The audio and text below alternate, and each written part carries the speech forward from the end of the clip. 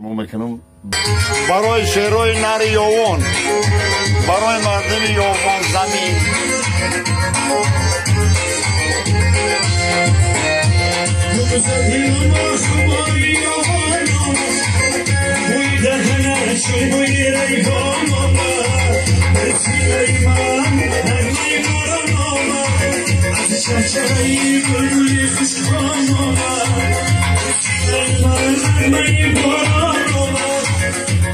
شجری بلبل خوشخوان آمد دل شد خیاطی و غمرم سید چمن و پیستای خندان برم دل شد خیاطی و غمرم سید چمن و پیستای خندان برم هوشیاری بساز مست خندان برخه مستان دیال خواجه مستان برم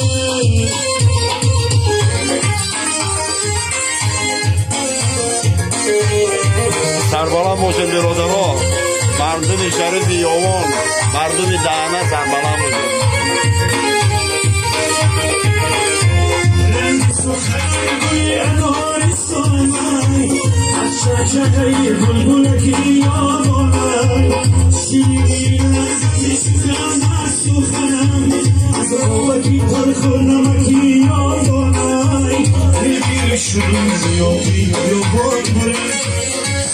چمن و پیستای خندان برم آیه شلکی و غور برم سید چمن و پیستای خندان برم سید چمن و پیستای خندان برم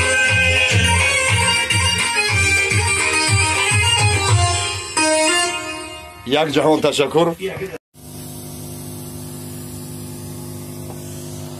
سلام علیکم برادرای و امروز اومدیم. امروز این میده برای نمی اکا شیر محمدی یومونی میگن کو مینداره برادر به این خاندان خوش آمدید. خفاش گام میزنه، خفاف مرده گام نمیزنه، مرده نه ایروی آدم گام میزنه. علی شیر به کدام دست نوازش اومدی؟ ما با همین میخوای براتن یک خرسان کنی؟ نسبت خودت یا شعر بخونیم. پای خیلی براتن.